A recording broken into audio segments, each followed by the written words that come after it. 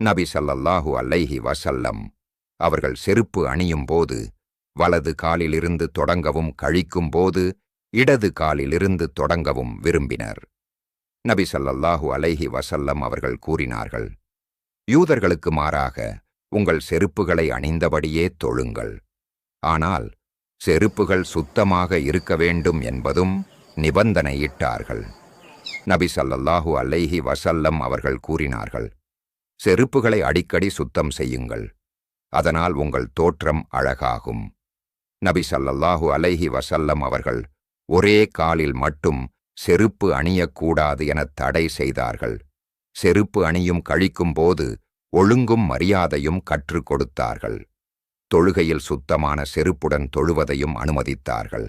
மேலும் இஸ்லாமிய அறிவு காணொளிகளை அறிந்து கொள்ள லைக் செய்யுங்கள், சப்ஸ்கிரைப் பண்ணுங்கள், ஷேர் பண்ண மறந்துடாதீங்க. இது போன்ற ஆழமான தலைப்புகளை உங்கள் நண்பர்களுடனும் பகிர்ந்து அனைவருக்கும் பயனடையச் செய்யுங்கள்.